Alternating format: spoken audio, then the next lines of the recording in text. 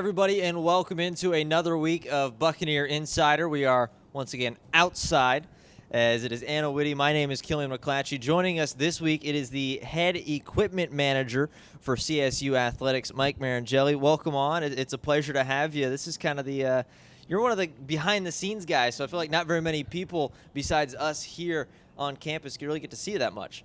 Absolutely, yeah. Thanks for having me on. And yeah, I am behind the scenes. That's what I love the most about my job is I kind of just get to stay in the back. Nobody really knows what's going on, but we get to serve the athletes in ways that people don't really realize happen. So it's a lot of fun. So you are the head athletic equipment manager, correct? Mm-hmm. Just tell us what your role entails. Everything. I serve all sports here. So I've been with football for 6 years as a graduate assistant, so I was doing operations and equipment. So that's where the equipment background kind of came in.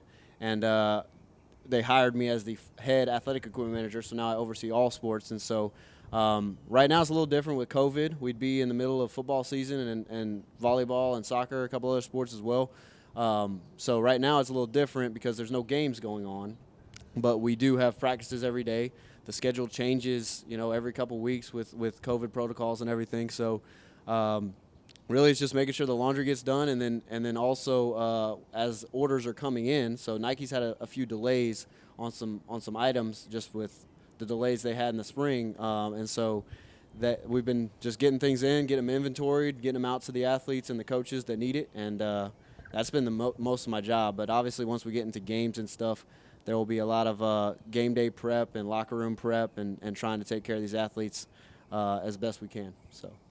And you mentioned how COVID has changed pretty much everybody's job here, but especially yours. So going into this, obviously you haven't had a full season in charge of everything, but on a regular COVID-free football day, what do you do on a game day to get everything set up?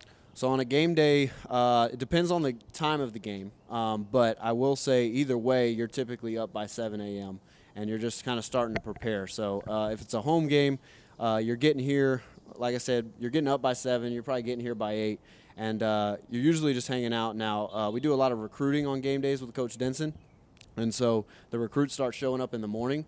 So we'd have a breakfast, but then we'd also have recruiting activities going on, and just doing like an equipment setup, showing them some of the apparel and gear and whatnot, and then we get really to pregame meal. But before pregame meal, you've got to make sure the locker room's set up, all the jerseys and pants and game day cleats, anything is set up, and then making sure the field is set up as well. So we we test the headsets for the coaches before the game. We make sure the kicking net's set up, the special teams net is set, or special teams mat is set up on the sideline, and then like anything else that might be out there, making sure we have pregame balls, but also game balls. You've got to get those to the referees and things like that. So we do all kinds of stuff. I mean, it's nonstop, and it goes from, like I said, 8 a.m. If you've got a night game, that's a long day, and then you obviously play the game. And so as equipment managers, our job should be done by the time the game starts, unless something breaks, like a helmet or something breaks during the game. Our job should be done. We should be fully prepared before the game, and our job is to get the players to the field. And so now after the game, it gets interesting. So after the game, everybody wants to hang out, talk to their parents and stuff outside, and take pictures and whatnot, celebrate for winning. But then we got to get the laundry done after the game. So with uniforms, you've obviously got stains.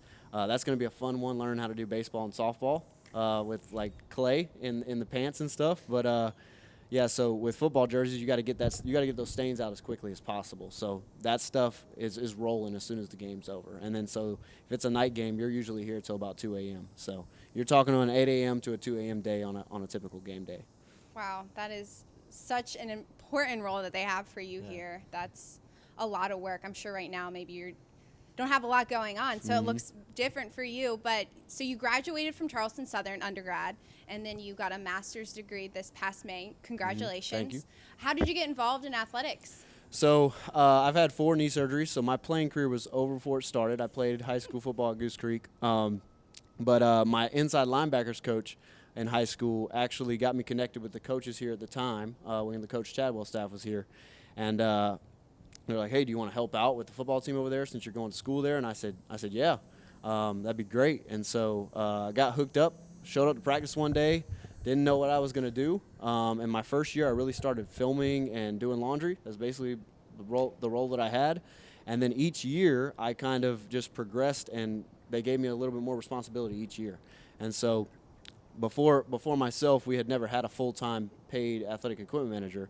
And so I kind of took over my sophomore year with football, and I had to learn on the fly. I made mistakes, and I would get in trouble for them, but I had to learn the hard way on some things. But it was honestly the best thing for me, because it's gotten me to this point where I've seen so much happen from basically being the guy who's running the show as far as in the equipment room. And so it's prepared me for any situation. So that's how I got involved. Is I played high school football, and then they connected me with the coaches here, and I started as a student manager, and just took more and more responsibility each year. So was that something that you kind of, not necessarily like fell into, but kind of once you got here and you kind of got put down that path, you said, all right, I'm going to follow it? Or was there something else that you wanted to do when you came to school? When I came to school, I wanted to be a sports broadcaster, basically what you guys are doing. Okay. And so, I went through the first season, and that was the 2014 year. We were 8-4 that year. I got to go to the Georgia game that year when we played Georgia in Athens, and so that was a lot of fun. But it was January of 2015 during a recruiting visit. Coach Padilla, who's the director of football operations, he called me up one day, and I'd never been a part of recruiting. I'd been a part of the season, but never recruiting. And so Coach Padilla called me. He said, hey, I need you to set up an ice cream social. And so that's what we do on Friday nights when recruits come into town. It kind of breaks them in. It gives them a chance to meet our players and things like that. And so he said, I just need you to set this up.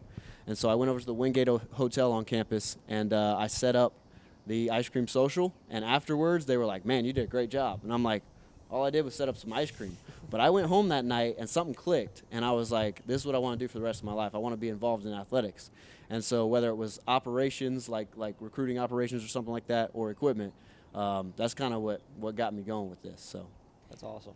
So can you tell me again what your master's degree is in? My master's degree is in organizational leadership. Okay, organizational leadership. What do you want to do with that degree, and what's your grand plan? So that degree, what a lot of people, it's funny, when you're taking those classes, the professors are kind of teaching you things that when you've come up around such good people, it's kind of common sense. So leadership is all about people. I mean, that's your number one thing. And so I'm glad you asked that question, because you can do so much with it, because you can be a leader in any role that you're in. And so me right now, obviously I am the head athletic equipment manager.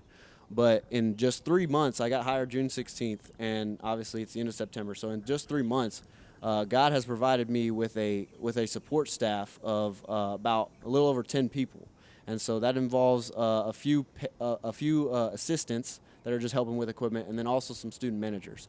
And so organizational leadership, man, that's just it kind of showed me some techniques and some ways to kind of lead these people and show them that they're valued, and that helps them do the best job that they can possibly do. And so not only is it about them helping us, but it's about me helping them. So we have a few student managers, a couple of them are freshmen, and my goal is, while they're here, they'll help us, but I want to help them get to where they want to be. So that's one of the biggest things about leadership, is that it's not about just me or you or whoever the leader is, and it's not just about the job, but it's about the people and their personal aspirations, their personal goals, and just helping them get there and valuing them.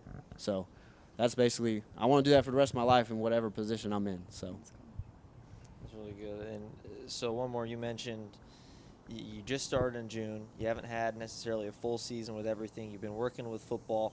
What's kind of one of the biggest things that you're kind of looking at being in charge of everything, and you're going, I don't really know so much about that one right now? When you mentioned the baseball and the clay and the dirt, getting that out, is there anything else? Yeah, I'd say baseball and softball are probably the two biggest ones that I've got a lot to learn with, and that's just like, the differences in the bats and the gloves and stuff. Like the players are really specific on what they're using on the field, and so I've seen that with football.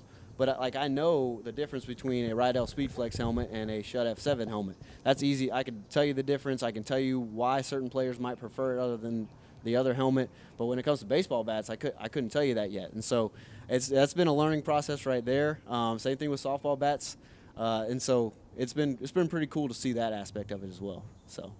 What about some of the relationships that you've gained in this role? I'm sure you've gotten to know a lot of these student athletes because you see them a good amount. Tell me about just your experience meeting new people and hanging out with these student athletes. Well, one of the football guys, I mean, a lot of those guys are some of my good friends. I mean, so because I'm close to the same age as them, and so I've gotten to build great relationships with them over the years, especially the older guys. I love getting to see the new freshmen and see them go through a full 4 years of being here and how they grow. And so with the other athletes, there's some things that we hadn't been doing for them as an athletic department, just not having an equipment manager before. And so one of those things is doing laundry for these other sports. Now, I'd always done laundry for football, but with the other sports, us taking care of laundry for them is like game changing for them. So I want to say it was probably, I did laundry one time for volleyball, the first time I did it, about a month ago or so. And I got a thank you note in my mailbox in the mailroom from the volleyball team. And I was like, wow, like this is why I do what I do, just to see the impact of us making sure that their laundry is taken care of after a practice. And so that's turned around for their next workout. Just to see that impact is huge. And so I haven't gotten to interact as much as I want to yet, just because we haven't gotten into like a structured schedule, but just seeing that kind of impact with volleyball, with softball, baseball, and just seeing how they're taken care of in different ways that they've never been taken care of before, that's huge. So that's been a lot of fun. Yeah, those little things that seem to go unnoticed in a lot of places, but a lot of those teams and these student athletes, they certainly appreciate that. Absolutely. Yeah. So. And one of the things we're going to start doing, too, is we'll start setting up their locker rooms for them. So they'll come in on game day, maybe for a home game, and they're going to see their locker set up with their jersey displayed, whatever their bottoms are for the game. That'll be laid out for them. Any game socks, game footwear, whatever it may be, that'll be laid out for them so that it's like set up for them. All they have to do is come in and worry about getting dressed. So that'll be really fun. That's cool. Mm-hmm. Part of your experience that you've had is something you were able to do. I'm pretty sure it was right at the start of the year. You got to work with Team USA for the football. What was that experience like for you? So that was a lot of fun. I have never been to Dallas, and so I got to go to Dallas and see AT&T Stadium. And so basically, I got there at the start of the week, and it snowed the first day of practice in Dallas. It was January, but I didn't think it was going to snow in Dallas, and so it snowed. It was 23 degrees first day of practice, and as an equipment manager, it was the USA football team. And so our job is, especially on the first day of a practice, is kids are complaining about their helmets not fitting right. And so when my hands were freezing cold and I couldn't do anything with my hands, I was being asked to fix a bunch of helmets. And so that was a lot of it. That was pretty interesting. But every day, I mean, it was just setting up practice, and then we'd stay out for the direction of practices all day because there was, 10 teams out there and then some international teams as well. But it was just being out there and making sure the kids were safe and their equipment was working properly. And then you got to the last 2 days, which were game days in AT&T Stadium, and that was a lot of fun. I mean, AT&T Stadium is huge. There is like 7 or 8 locker rooms on either side of the stadium, and the buses can pull up under the stadium and drive through right up to the locker rooms to pick up the kids. But that was a lot of fun too. I mean, we were on the sidelines again, just making sure that they were as safe as they could possibly be. And then after the game, they got a hat at the end of each game, so we make sure they got their hats. But we also had to make sure they turned in their uniforms, and so just all kinds of things. And that was a lot of fun being in AT&T Stadium. So yeah, what was the coolest part about being in Jerry's world? Like, tell us the coolest thing in there. So I'm personally not a Cowboys fan, but it was a lot of fun being in that stadium just because you could see. TV doesn't know justice, and I say that every time I go to a big stadium, but that place specifically because it's indoors. I mean, you don't realize how high it actually goes up, and like how high the press box is, and just seeing that in person is just completely different than what you see on TV. And the other cool part of it was Jerry Jones has his own suite on the 50-yard line right in the middle deck, and so you could see there's 3 windows so that he can see either way he's looking. He had his own suite, so that was pretty cool to see. He wasn't there, but it was cool to see that he had his own suite. Very cool. Jerry's world. I know. I'd love to go. I've listened to a lot of podcasts recently. I've been listening to a lot. I'm not a Cowboys fan, But I've been listening to a lot about them, and they always talk about Jerry's World. It's like maybe one or two. I think part of it's because of SoFi and Allegiant. Like they're talking about all of the hot shots now. But the other big thing I'll throw in too is looking straight up and trying to intentionally position yourself so that you were on the giant jumbotron. Oh. I was doing that all game. So I'm sure. Do you have any pictures of yourself, like? Not on the jumbotron Okay. because I think they wanted us to stay off our phones while we were kind of doing business and stuff. So, but I do have a picture in the center of the stadium where we all took a picture together as an ops and equipment staff. So that's cool to have as like a memory. So That's cool. Well, we've also heard, unless you want to go ahead. Let's see. Okay, we've also heard you have a nickname, Money Mike. We got to know, how'd you get this nickname? Well, I got to give a shout out to my guy Mike Dieter-Leasy. So he was a GA when I got here as a freshman, and so the first game I was going to work, it was a Thursday night. I got a text from one of the coaches that I had been in contact with. I'd only worked about a week of practice, but he was like, go to the CAF and see a guy named Mike Dieter-Leasy. He'll tell you what to do tonight. And so I went to the CAF. They had just finished their pregame meal. I sat down with him. He was a graduate assistant, and he sat there and he was like, so your name's Mike? And I said, yes, sir. And he said, well, my name's Mike too, and we can't have two Mikes, so your name's going to be Money Mike. And so it just stuck from there.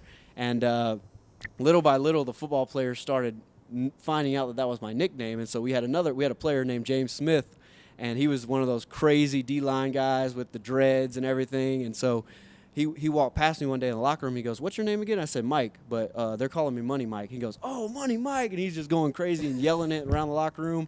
And, like, all the players heard him because he was big and loud. And so all the players heard him saying Money Mike. And so that's how it ended up sticking. And so everybody – I don't even know how it happens because I don't introduce myself as Money Mike. I introduce myself as Mike Marangelli. And so somebody will end up saying, hey, that's Money Mike. Or they'll call me Money, and they'll be like, why do they call you Money?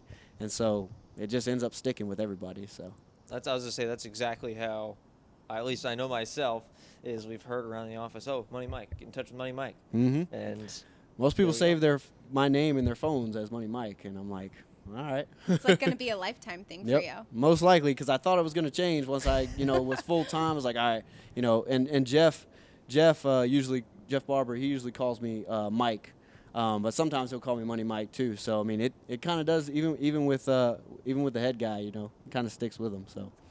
I mean, do you like the nickname at least? I do. All right. I do. That's the important thing. It's funny you say that too because I want to say that it's unique, but we went to Mississippi State back in 2017 or 18, I think it was, and their head equipment guy was looking for me, and they were looking for the head equipment guy for us, and so obviously I was serving that role, and so one of the GAs got asked, hey, where's your head equipment guy? And he goes, oh, where's Money Mike? He goes, man, Money, your equipment guy's name is Money Mike? And he goes, yeah. And he said, dang, that's like the sixth equipment guy I've heard of that's called Money Mike. And I was like, man, I didn't know I was not the only one being called Money Mike. So that's the nickname's pretty cool. I was going to say, we'll have to start reaching out, see if we can find like the Money Mike group Yep. Yes. of equipment trainers around the nation. Got to get a little convention going just for Yeah. Money Mikes. Money Mike. There we go. We meet up right here in Charleston. Beautiful weather. Yeah. So, yeah, that'd be great. A little bit more, you meant, you've graduated, you've pretty much been here at CSU for, pretty decent amount of time now. Why did you come here out of high school? So out of high school, for me, I had toured 3 schools. I came here first, went to a first look on campus, and then I went to the University of South Carolina. And my problem with the University of South Carolina is I grew up a Gamecock fan, but the school was so big, and by the end of my visit, I still didn't know where I was, and that was intimidating to me. I didn't like the big school feeling where I didn't know where I was going to be when I walked back onto campus. Went to Coastal Carolina as well, and that was fine, that was cool. But here, I felt like with it being a small campus, and I could stay close to home, I could live I could live off campus at home, so I could save money there. And but it was just a small campus atmosphere, and I tell you what, like that actually played out really well because I've built so many relationships. Like there's a lot of people who I've gotten to know on campus, not just in athletics, but all across campus, just because you see them every day because it's such a small campus. So I like that a lot. I feel like we're never going to have a chance to talk with you like this. Once sports start back up, you're going to be really busy. What's the one thing you're really missing right now? The one thing I'm missing is for me at least, is the football games, but not just football. I mean, the other sports too, because now that I'm actually serving these other sports, I have even a stronger desire to go to their events. So like volleyball, I can't wait to go to volleyball games. Baseball, I started going to those games last year during the spring before everything got shut down. And so now that I'm actually serving them again and getting to know those athletes and coaches, I'm going to have even more of a desire to go to those games. But football games definitely, because there's nothing like that rush when you put in a month of work in fall camp, which is usually in August, where it's just a grind of like an 18-hour day, and you finally get to that first game, and like just that rush of actually playing a game and seeing those kids go out there and compete and have fun. That's what makes it all worth it. So that's what I miss the most. It's just the competition. I know I speak for myself, I can speak for all of us here, is we certainly all miss that competition as well. I miss seeing those kids getting out there. Yeah, definitely. I'm excited. Spring's going to be a busy time. It is. For everyone here, but it'll be a fun time. Absolutely. Yeah, we'll have to see. Maybe we can peel you away for a little bit. We'll get you up on a broadcast. You said you wanted to be a broadcaster. Hey, Yeah. might have to throw me in there. I'll be stuck on the field though, so I might have to throw one of my assistants in there or something. Well, hey, look, we can might probably peel you away for a few minutes. They can hold down the fort. And I mean, look, it's only a couple. You can only a little bit of a run away if you have to get down there. That's right. You're right. Yeah. It's not too far. That's another nice thing is being in a smaller stadium. You got less of a run to get down to the field. So Right. That's true. Was there a certain role you wanted to be as a sports broadcaster? honestly, I just wanted to be on ESPN. Like I grew up watching ESPN, so I was like, I want to be on SportsCenter and doing the nightly sportscast and all that stuff. An so. SVP. Yeah, SVP. There you go. So. Well, I was just say we don't really have that connection to SportsCenter, but we can get you on ESPN. That is something that we can do. Hey, that'd be a lot of fun. At least I'd get to fulfill that childhood dream of mine. Exactly. So the reason I wanted to be a sports broadcaster is when I would play video games, I played a lot of sports video games, I would commentate the entire game. So my mom, my dad would hear me in there, and I'm like, Bell throws a touchdown to Johnson, touchdown Gamecocks. I'd be literally commentating my own video game. And so that's where that kind of came from, where they were like, man, you should be a sports broadcaster. And so I kind of fell in love with that from the beginning. So. Is it something you would ever want to try again? Probably not. And I'll be honest with you, the reason why is I know it's not really sports, but I see some of our local newscasters and how they have to get up at like 2 a.m. sometimes to cover a story.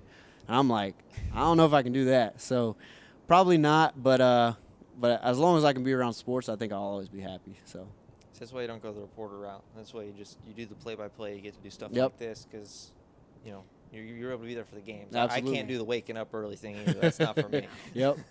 It's a lot less glamorous than I think people think it is, though. Yeah.